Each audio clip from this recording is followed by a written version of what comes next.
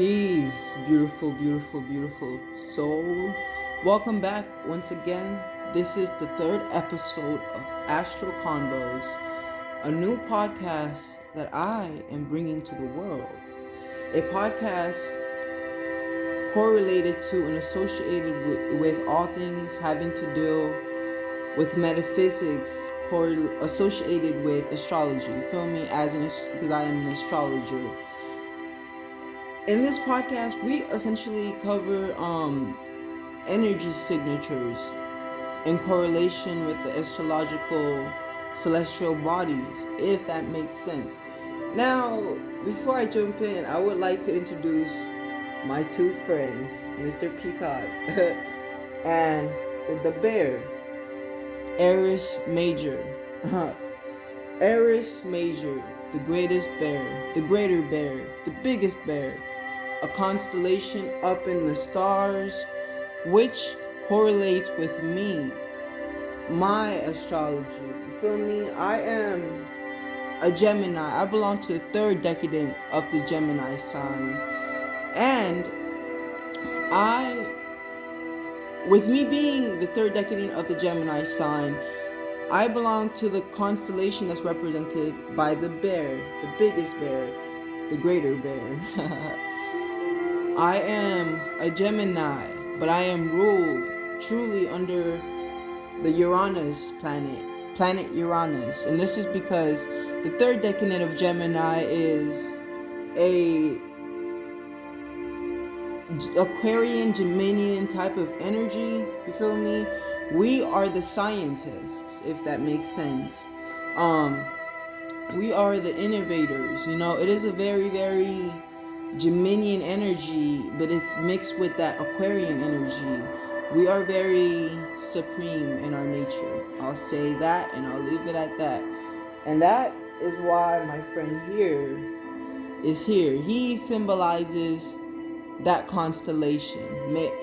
Ursa Major. Yes, Ursa Major, right, I should say. And this, my friend the Peacock. I must introduce him as well, you know. So this guy, he brings me a lot of energy of Mercury, Hermes, Thoth, you know, the bird deities, the bird gods that were correlated with the mercurial energy, the very mental sort of energy, for I am a very mental person myself. You feel me? I have 6 planets in Gemini. I have my ascendant sign at 6 degrees. So the first 6 degrees, the first 4 degrees of my rising sign is Virgo, and then the last 26 degrees is Libra. So I am very mercurial, Geminian. You feel me? So peacocks in general, they represent and they symbolize regeneration.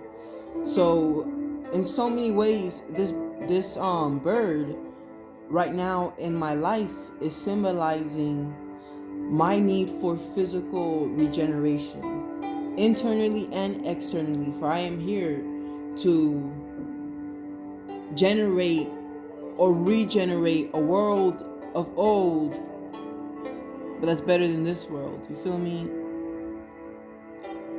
I hope you get what I'm saying. And then one last thing I want to show you guys is this beautiful, beautiful affirmation I created. Simple. So we have to understand that before we get into the episode today, which we will discuss waxing and waning and what that is, you know, and the significance of it. Before we get into that though, I want to talk about this, you know, and then we'll jump into the video. We are into the video already though. Don't get it misconstrued. So this right here, I made this when I was going through very difficult and testing times, you know, but I am very conscious and aware that it's nothing but manifested curriculum needed for me to learn so I can go towards the places I must go and want to go. I have my 10th house. My sun is in Gemini in the 10th house. I bring this up because for anyone and everyone who knows about astrology, you know that the 10th house is associated with the public, first and foremost.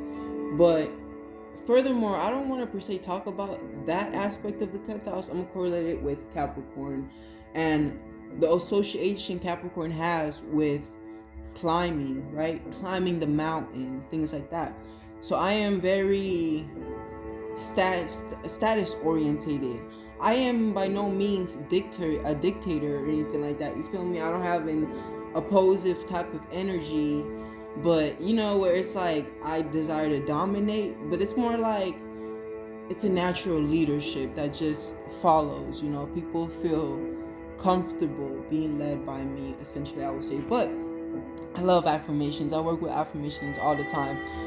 One of my favorite affirmations I got into working with and doing, like I think 3 years ago. And of course,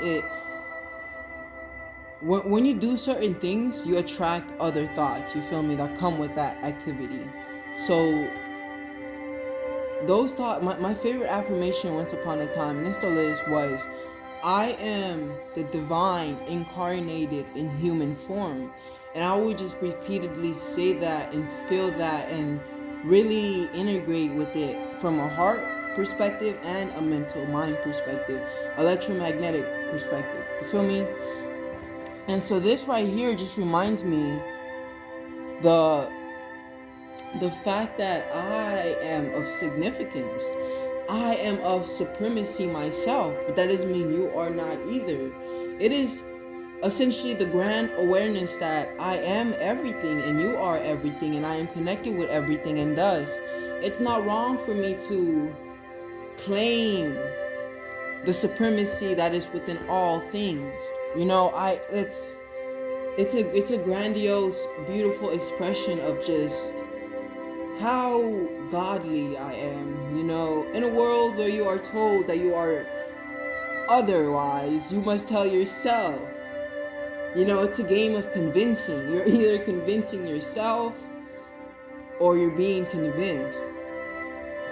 But it's deeper than that, of course. But that's just an example. But anyways, a way of language, I'll say, to elaborate on something I wanted to express. But anyways, let's get into the video. So in this episode 3, if you haven't seen episode 1 and 2, definitely go to my Facebook page, Solely Spirited. I did the first 2 live, but this one I am doing recorded, and the ones to follow will be recorded as well, as I am more able to focus and concentrate when it's recorded. So, episode 1 was pilot, an introduction to me and who I was, where I came from, and why I was here. And we just highlighted on my humanitarianism and desire to help humanity, and how I do it through astrology and alchemy primarily. Those are the 2 things I'm known for teaching. In episode 2, we talked about my mission. It was titled The Mission, in which I talked about my visions, you know, my plans to take over the world. So, in this episode, something that I've been greatly working with, you can even say, or being exposed to, is not even being exposed to, but a space in which I started growing awareness was the space of our energy's natural tendency of waning and waxing. Waning and waxing. So, the mind, astrologically speaking, is connected with both the moon and Mercury. So, Mercury primarily deals with reasoning, logic, thinking, logistics, communications, the mental processes of the mind. The nervous system, for example, is ruled by Mercury, and the electromagnetic energy that flows through the nervous system into different areas of the body is associated and connected with Mercury. Mercury is a very potent and powerful planet because it has the ability to tap into the soul. Mercury's and the soul, it's astrologically speaking correlated with the moon, but also Pluto as well. When we discuss the moon specifically, we are talking about the inner world, your archetype, who you really are. Like the third eye astrologically is connected, yes, with Neptune, but it's also collected with the moon. And if I'm not mistaken, I think the sun as well. But primarily, specifically the moon. For the moon is associated with intuition and whatnot. So when we are to talk about waxing and waning, we must talk about the moon as well, because the moon deals and does this on a regular basis. The moon waxes, gets bigger when it's going from new moon to full moon, and the moon wanes when it goes from full moon and starts to wane into new moon, right? Now, we ourselves do this. And as I covered earlier, the mind is associated with the moon, but also Mercury. So this is greatly important to understand, because the moon more deals with the mind in the sense of the subconscious mind, the things you're not completely conscious of. But then Mercury more deals with the conscious aspect of the mind, the things you are conscious of, the verbal words you are communicating. Your tongue, for example, is ruled by Mercury. Mercury rules the tongue. The most utilized organ for communication.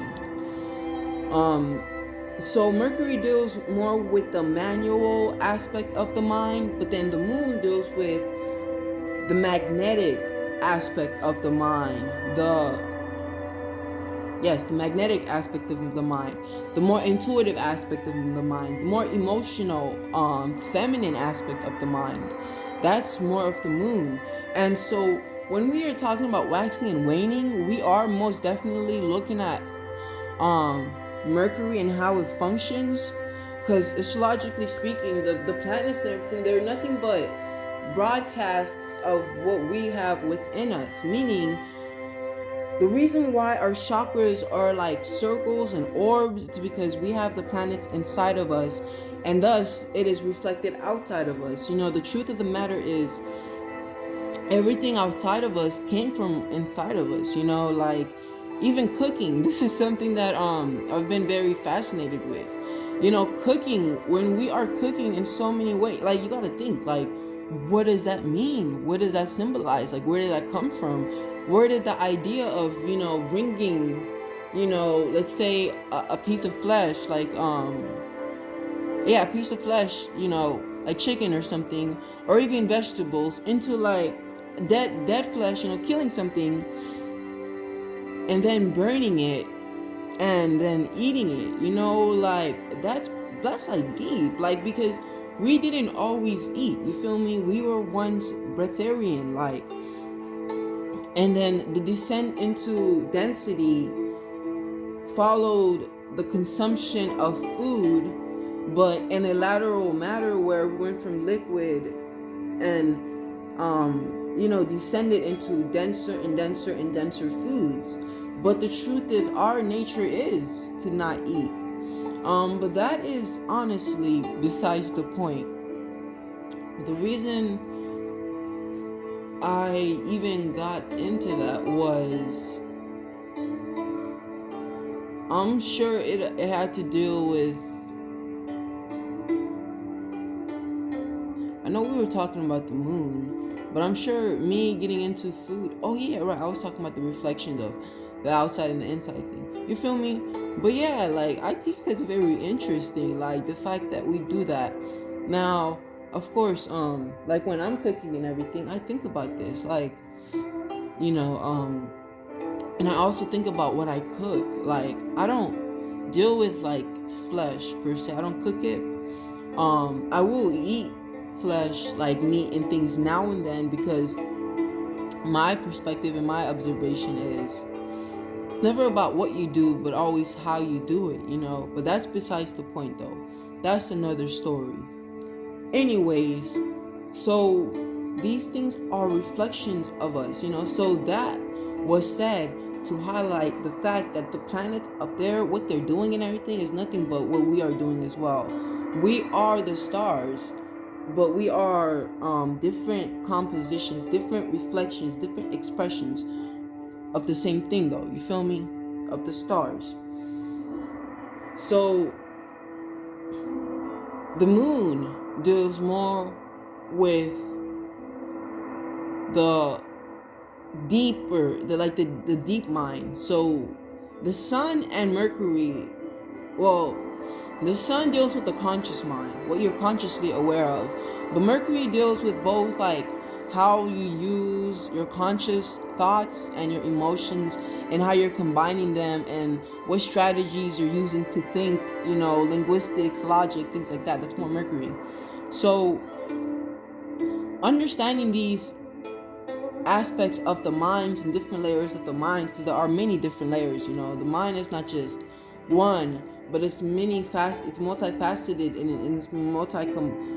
it has many components to it as well. I mean, everything is the mind, you know. It's complicated, but it's also very simple. I promise you that. So yeah, now that we have an understanding of the sun as being associated with our consciousness, what we are focused, what we're bringing the spotlight to, the attention, the conscious mind, the one that, you know, isn't as in control as the subconscious, but still very potent. It's like a little it's a tiny sword, but if utilized the right way, can bring forth great power, you know, because the sun is associated with power. Yeah, that's what the sun is. It's like the concentrate. It's like your will, your concentration of energy, what you are willing into existence. That's the sun. But then the moon, your inner self. This is more your personal self. This is more your emotions. This is more. Okay, I'm just sitting here. I'm inside. I'm reflecting. I'm introspecting. I'm just thinking about life. Maybe how great it is or how bad it is. And this is where waxing and waning comes in. As I'm thinking, I can either be entertaining constructive thoughts, creative thoughts that will then go on to express my energy of desire in a creative way, translated, meaning I'm sitting here and I start to think in a creative manner, in a reproductive manner. I'm waxing. Waxing, as we talked about, is expansion, right? I'm over here, I'm sitting and I'm just thinking. And what am I thinking about? I am thinking about the future, right? We'll say. Now, it can go in two ways. If I am truly anchored in the present moment and conscious and aware of everything that I have, the beauty that surrounds me, the angelic beings that surround me, so on and so forth, then I would think in a manner that's waxiful. I think I made that word up. In a waxiful matter where it is expansive, it is creative. And what does this look like? Wow, I have so many things like around me. I have, you know, there's so many crystals around me, for instance.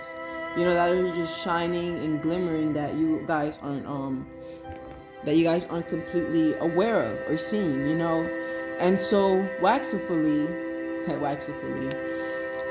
with also my awareness that there is an infinite amount of creative energy around me that I can tap into always, and thus an elimination of lack is created, because if I am surrounded by a plethora of creative energy around me, which I utilize constantly to think, the energy of my mind power, the energy that supplies my mind power, wait, let me rephrase that.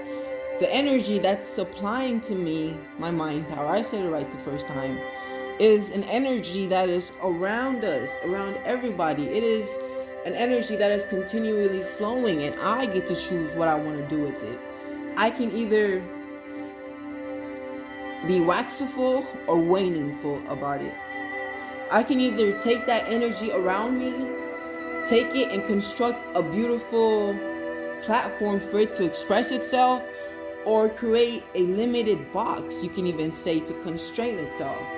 Now, what do I mean by this? If you are following me, then you know exactly what I mean by this.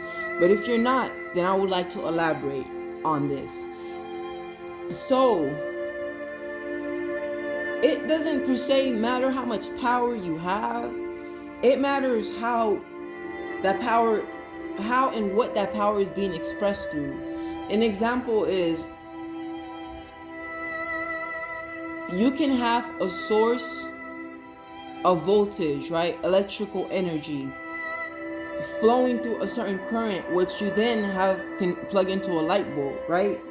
Now, that energy is restricted and limited by the light bulb, in the sense that if the light bulb is only capable of containing certain energies due to its composition and how it's created and what it's meant to do and what it's made for, then that light will not be able to, not the light, the electricity flowing, the current, the current that's supplying the light, the energy, will not be able to express itself in its highest velocity, but it'll be held back, if that makes sense. I hope it makes sense.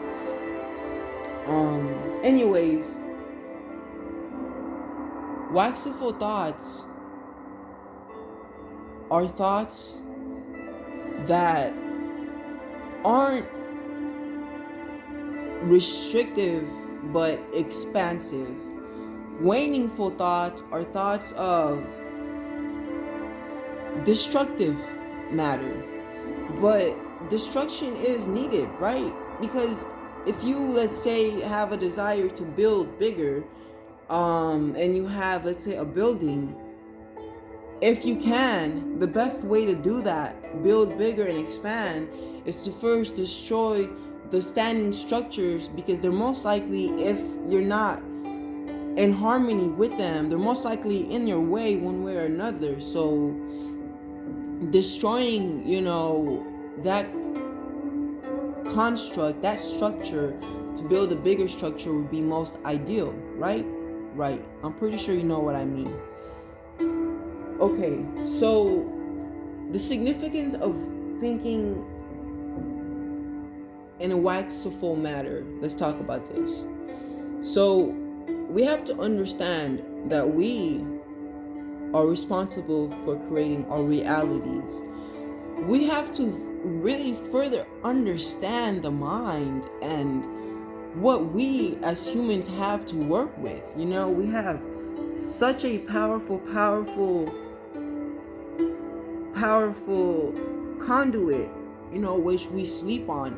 Many of us don't even know what we are carrying, not in here, because the mind is only, it's like, as I have my hands raised, imagine it to be like a triangle, right?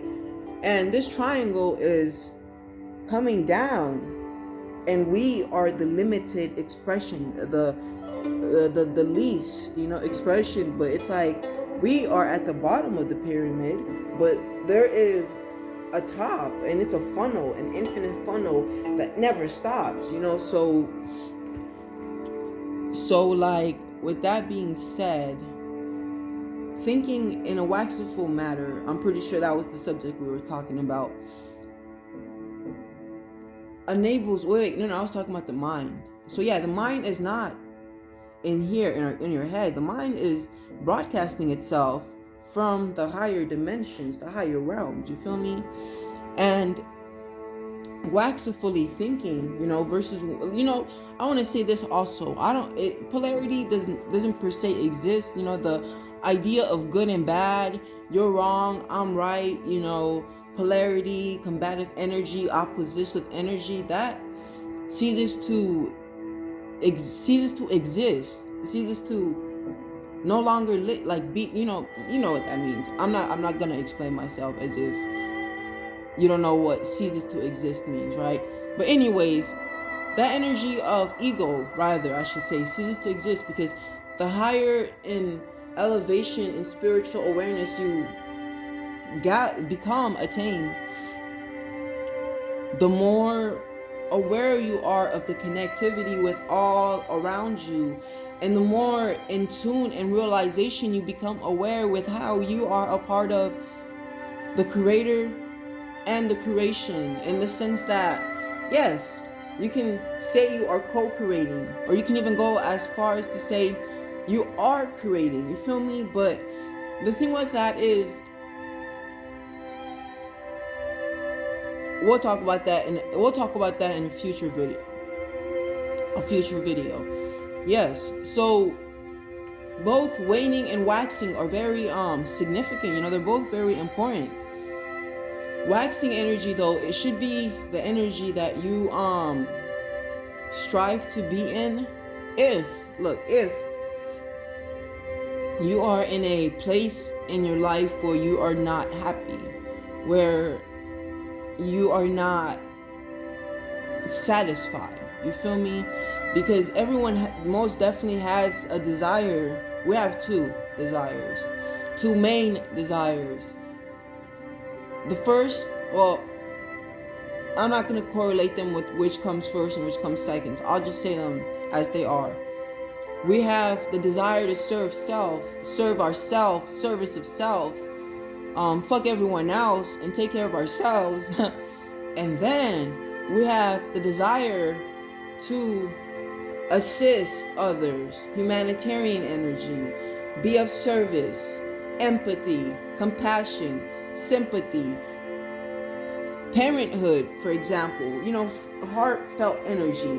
These two desires, though, in a sense, they exist simultaneously with one another.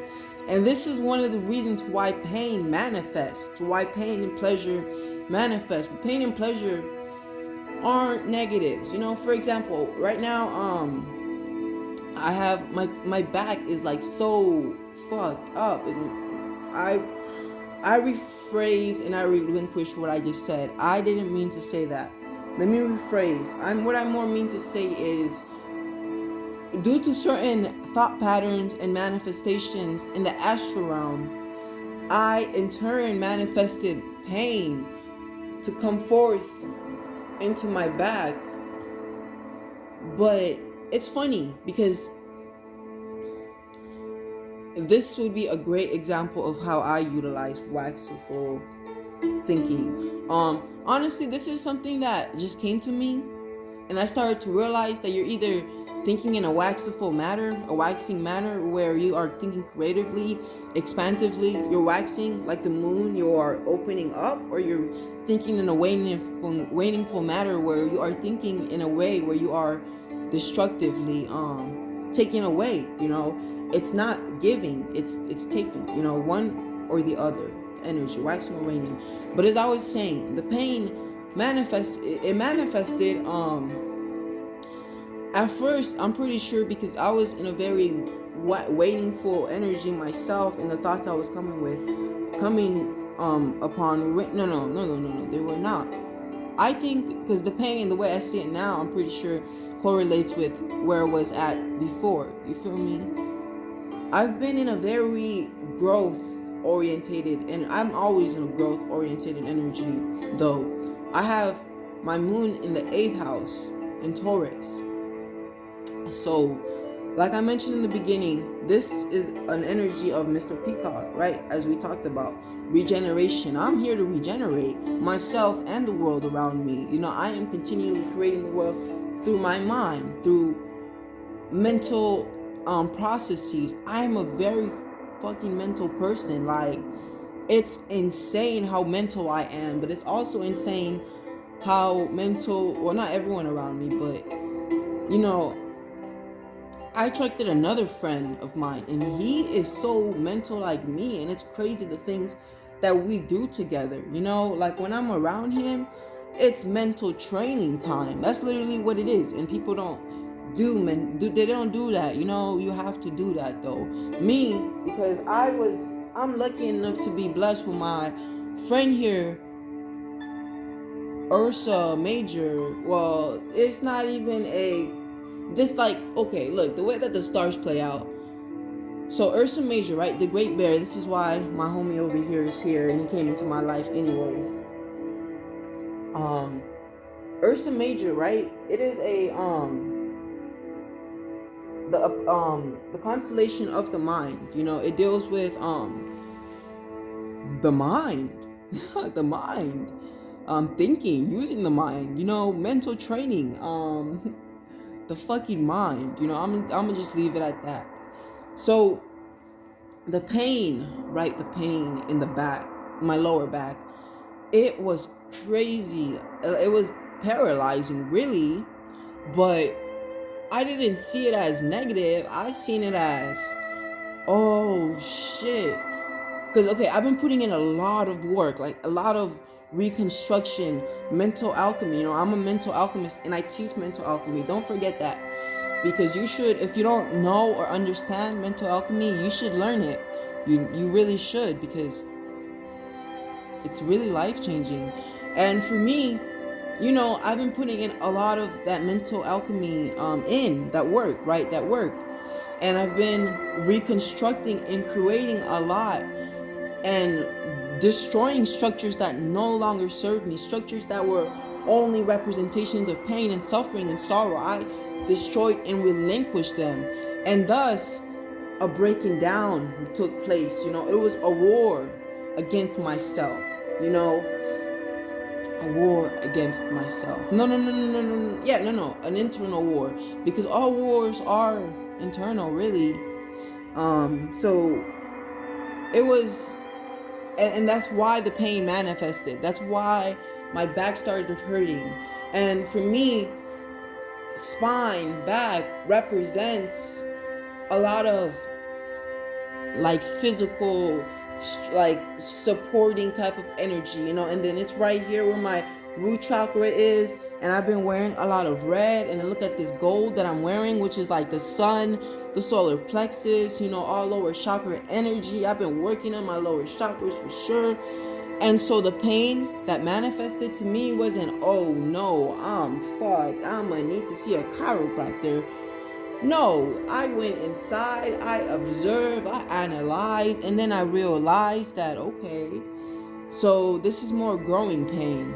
And so then it's so beautiful, because this pain taught me so much. The importance of yoga, the importance of, I exercise, regularly, you feel me? Like, I just love doing that, you feel me? Like, working out is important, like, being fit is important, but the pain in my body really helped me get deeper into my body and really stretch, work, yoga, breathe, even concentrate and flow energy into my lower, like, starting to really, like, the pain really helped me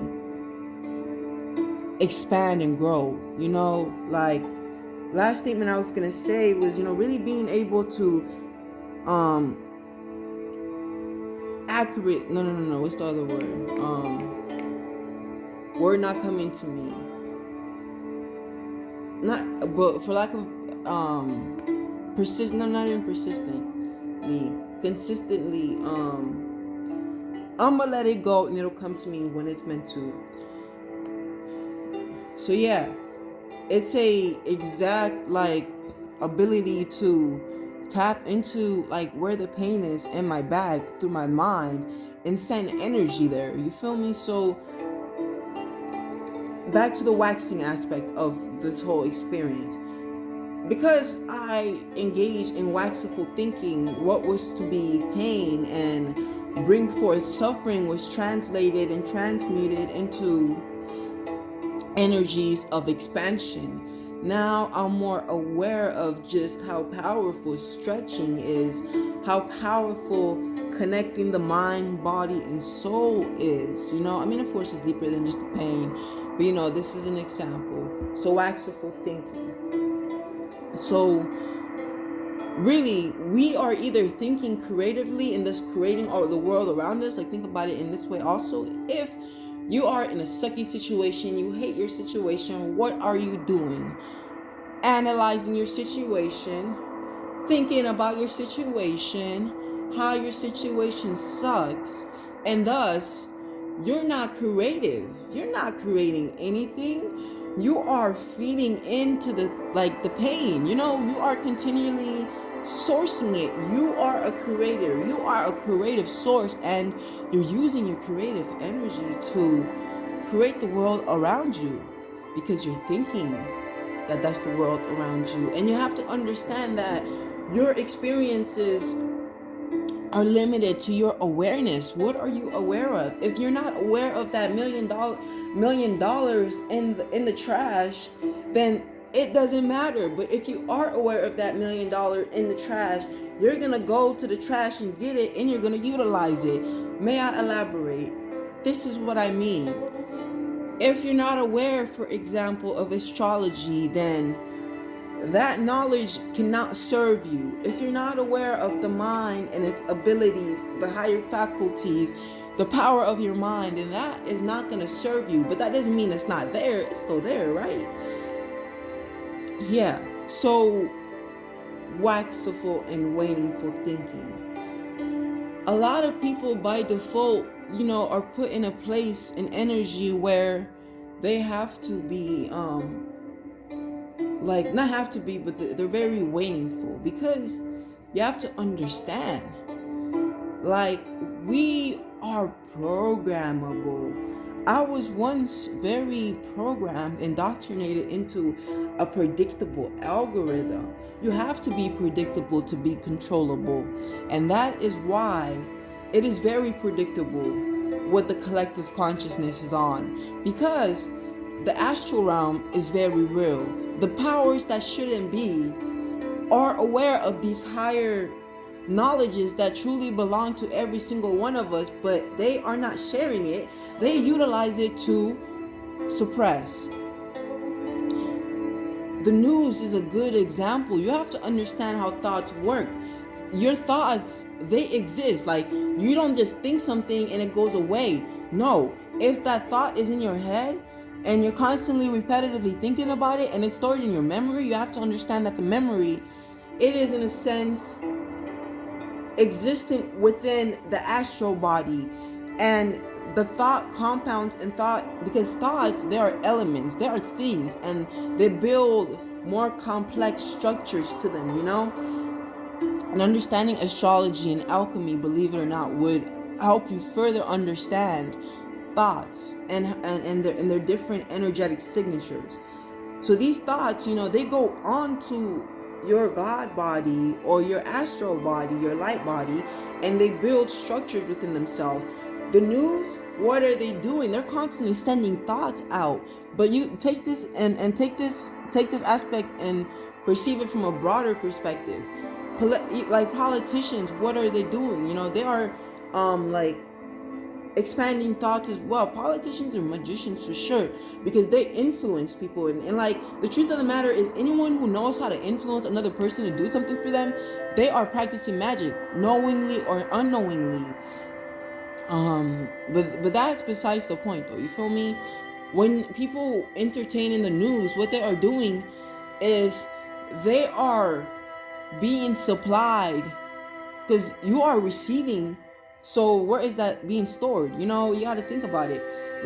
They are being supplied thoughts that are destructive, and those thoughts go on to build compounds within their astral bodies, which then go on to create the world. So the way that this plays out, you can say, is like a collective of people are all watching the news.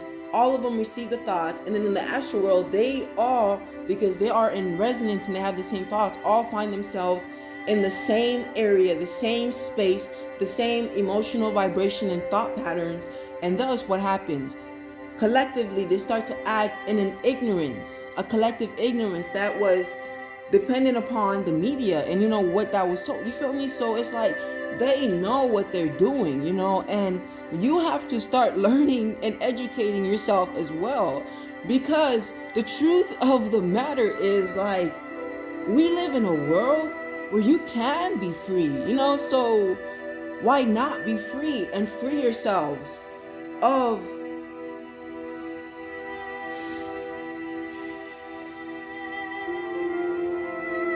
the restrictions that you truly imposed upon yourself?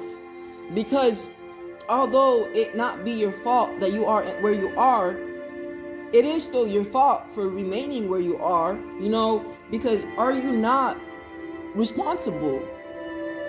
Are you not a soul? A soul. What is a soul? Soul. Solo. One. We all have soul missions, solo missions, meaning one way or another, we all felt at one point responsible enough to go out and do a mission, accomplish something. And so with that, there has to be an expression of our ability to progress, to grow, to expand. Like our desire to want to live. We're here because we have a desire to be here, and we're fulfilling that desire one way or another, So I say that to say this,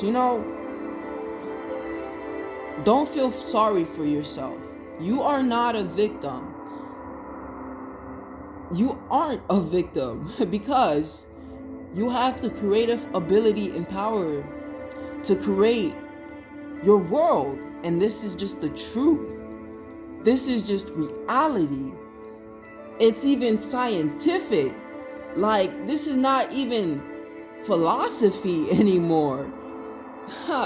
Right? So, no more excuses. You feel me? No more excuses. Right? You feel me? Because that's just the truth of it.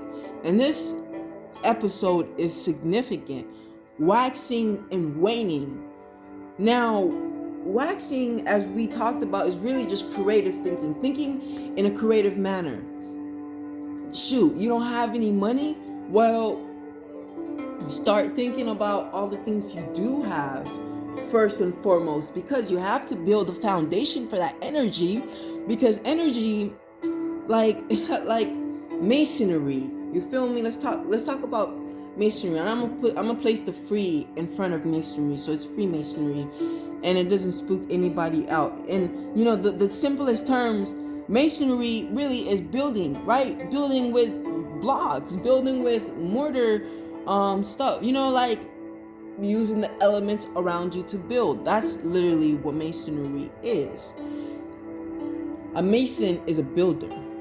Now take that and reflect it into the other higher different realms. A mental mason is someone who builds in the mental realm. A spiritual mason, someone who builds in the spiritual realm. You feel me? So we ourselves must start to understand these things. We must start to understand alchemy, astrology. Look, once you understand astrology, if you desire to understand tarot, that's in the bag, because astrology is like a science of sciences. It is the mother of many other sciences. Alchemy is a science that was birthed through astrology. Understanding astrology opens so many doors for you. It opens the door of Solomon's temple of knowledge for you. You see, it was all symbolic, and the two keys that opened up the sun and moon, because Solomon really is the sun and moon. The sun and moon's knowledge, the electromagnetic, because the sun is electro, moon is magnetic, electromagnetic life, the knowledge of life, the Solomon's temple, the two keys, the silver and gold key, these were not literal keys, but metaphysical, spiritual keys that associated with gold and silver, the moon and the sun. And astrology is the science of the sun. Understanding astrology manifests you the key of the sun, the golden key of knowledge. And then understanding tarot, which is furthermore the symbolical use of the stars. So you can say that tarot is like we down here started creating symbols and energy signatures and putting them on cards and saying this energy signature is right here. This card, the magician card, represents that energy signature. The Empress represents that energy signature. So all we really did was take the energy signatures of above and put them in the cards. You feel me? So understand and learn astrology. And remember, I am an astrologer and I am a teacher. Out of all things, I teach. That's really what I do. So I not only do interpretations of charts, but I really want to help people learn astrology because understanding astrology is going to benefit anybody and everybody, even an animal. For real. Oh, shoot.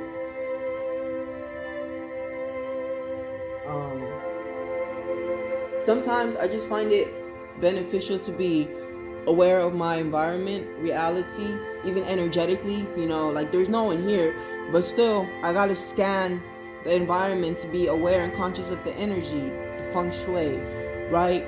Okay. Sorry, bro, you're just distracted. I'm sorry. Yeah, pretty sure you understand though. Anyways, as I was saying,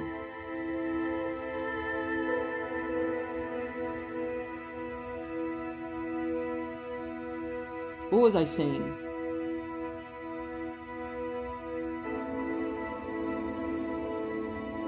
Yes, astrology is powerful. It's very powerful. Okay, you guys. So let's sum the video up with the summary. So what did we talk about? Waxing, waning. The significance of thinking in a waxing matter, in an expansive matter. Think of the energy of the sun. The sun is bright, it's vibrant, it represents vitality, life, it's life-giving. It emits an astral vibration of life, it charges. The sun is gold. The gold I wear on me is the sun's energy. And I have my sun very prominent in my chart. So the way I exude and express myself, the way I express my passion is very the sun. Thoughts of expansion, thoughts of grandiose expansion are waxful. Thoughts of destruction, thoughts of I have not are waningful. Thoughts of restriction, thoughts of this is my reality and I am incapable of tapping into the abundance that's beyond me, beyond this circumstance, beyond this now, and create from it. That's waningful energy. When you can't do that, when you don't know how to tap into the abundance energy that's around you, the creative energy that's around you, are you not able to sit down and write? Are you not able to sit down and draw? Are you not able to cook? Are you not able to reproduce cells? That's a very creative mechanism, is it not? Being able to create new hairs, that's creative. Are you not able to speak, put together words and articulate them? That's creative, so you are already tapping into that creative energy around you. So why not utilize it for your benefit? Why utilize the creative energy to destroy? It's about becoming conscious of it. Waxiful energy. Using that creative energy to create. Waningful energy is more using that creative energy to create but destroy. Everything has a rhythm. The heartbeats, the breath, the music we're listening to, everything has a rhythm. The law of rhythm states everything goes up and down, so the matter of fact is rhythm exists, and there are times where destructiveness is needed. There are times where taking away is needed, but there are also times when receiving is needed. And most times I would, and I'm pretty sure you would rather be in an energy of receiving rather than an energy of taking, right? Right. So you guys, I want to thank you for tuning in and watching this. And if you're watching this on YouTube, definitely subscribe. It'll only benefit you. I'm pretty sure you enjoyed this video, and thus I don't know why you would want to miss future episodes, because I upload and continue to stream every week, once a week, one video in regards to the Astral Convos podcast. Now, I do have a new podcast that's coming, Astral Wet. No, I'm not going to call it Astral Weather. It'll be called The Spiritual Weather or Spiritual Weather. I have yet to conclude the ultimate name for it. But yes, we will talk about the spiritual weather of the week, so it'll be a weekly podcast as well. And I will cover the astrological transit energies, alignments, and whether there's rain, hail, it's deserted, heat waves up in the sky, you feel me? Like the energetic spiritual energy, like what is going on, you feel me? Like transits, astrological weather forecasts. What does the spiritual weather look like? Should we take shelter or should we go out and play? Should we build fires or should we just lay? We will discuss it and we will find out. Not this week. I still have much preparation to do. So then when we do, start talking about the astrological weather and start forecasting, the weather, the spiritual weather, it'll be great and significant, right? But yeah, so definitely look for that as well, and definitely subscribe. And if you want to reach out to me, the best way to do that is through Facebook, so Solely Spirited, but also my email, astrotarot999@gmail.com. So I'm gonna spell it out. It's S-A, my bad, it's not S-A, it's A-S-T-R-O, and they're all together, and then it's T-A-R-O-T, and then it's A-R-T, and then Z, and then 999, 3 9s, and then it's @gmail.com. So feel free to email me or hit me up on Messenger. Whether it is you feel drawn and inspired to learn, the sciences in which I speak of, because you understand the benefits, or whether it's you just want to get your natal chart your birth chart interpreted, so you have a greater understanding of the thought compounds which have been built within your astral body and how they are expressing themselves, because the natal chart is literally the mapping of the stellar body and what's going on there, you feel me? But yes, I definitely appreciate you tuning in. Thank you for your time. I hope you enjoyed this episode, and remember, continue to think waxfully, not waningfully. Think creative. Think creative and strive, and never give up. No matter what your surroundings says. And keep growing and expanding. Peace, peace, peace. Have a beautiful, beautiful day or night. We'll say moment. Have a beautiful moment and own it. Peace.